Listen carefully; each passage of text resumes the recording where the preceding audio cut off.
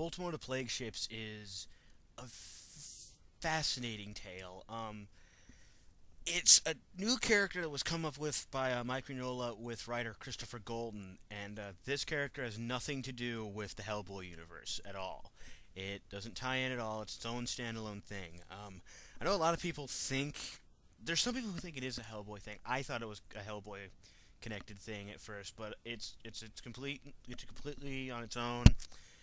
And I have to say, I I was expecting it to be good because I haven't really read anything bad that had Manola at least co-writing it that was bad at all. I, though I've only read just so much. I've read a little Hellboy now. I've read Lobster Johnson, Amazing Screw and Head. I've had a little taste of them. I loved everything, and this is no exception. This plays perfectly well with the typical wheelhouse you're expecting from a story that features Manola. It's horror driven, of course, and it's very, very well thought out. There's not a bad part of this. The art's fantastic. The wait, get a scratch here. The writing's good. It's kind of a basic, but yet still in some kind of ways complicated story. At least I thought. The title character, Baltimore himself, he's basically a tortured soul character, which can be very hit or miss, but his reasons are self-explanatory. He was just fighting in a war, pissed off just, the wrong vampire, because, there's so many right vampires out there. Okay, fine, if they were all angel, they'd be fine, but mind you, he's not always right either. I'm getting into a weird tangent, and I don't want to involve other Dark Horse comics. Anyway, basically, it's one of those stories where he kind of lives a cursed life. It's not like he pissed off the wrong gypsy and now he has to go, oh, woe his ways and fight monsters. He just pissed off the wrong vampire, and that vampire will ruin his life by killing those around him and basically whittling him down into a pure monster, honestly. I even love the fact that they really, at least I saw it, at least this is the way I saw it, Baltimore before, like, there's two versions of this character, really. Him because as you can see from one of the images, he has a peg leg, hair, he carries all these weapons.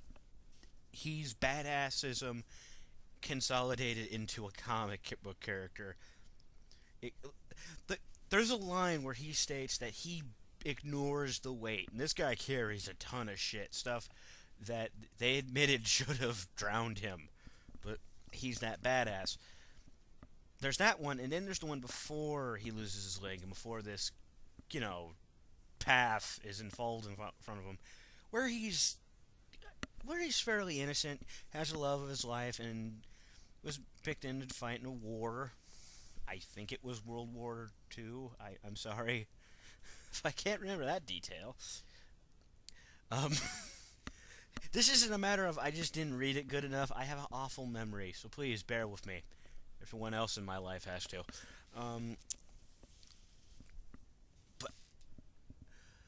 But I really like how those characters were different. You kind of sense that there was this innocent soul in him. Then afterwards, and it's not like, he's just, oh God, something died, I must be a killer. He has purpose, and it's just this whole thing. And there's also this girl. And her mother's a crazy witch lady. Hooray, Baltimore attracts the same kind of women I do. Women whose mothers are evil witches. Well, or a word that rhymes with witches, but that's not a detail we need to explore any further. She basically wants to go with him because, let's face it, being in a small village where the plague pretty much knocks on your door all the time and you just have to come up with a really good excuse why you don't want to answer the door, and also there's no penicillin around this time period, going with the crazy guy who was missing a leg, carrying enough weaponry to, well, hell, he is his own goddamn army, so the analogy's just there once you look at it. Seems like a good idea. I love the fact that it he's resistant to her because, honestly, he just doesn't want to see an innocent life die. And again, I like that. Like, this guy is tortured, and you love him. He beats up monsters. He stabs, destroys, and yet he's not like a typical character who's just like, I must kill because the writer said so. He has a reason. The things surrounded by him are evil, and he's just doing his part to stop it. He's trying to be the counterbalance against that stuff. He kind of talks about how he's on a God's mission, but it's his own mission because one of these strange horrors scarred him, killed the love of his life, and is forever cursing him. It's fascinating. Now, if I haven't convinced you already, I shockingly enough loved this. The writing's fantastic. The art, Ben Steinbeck was. I really did like him.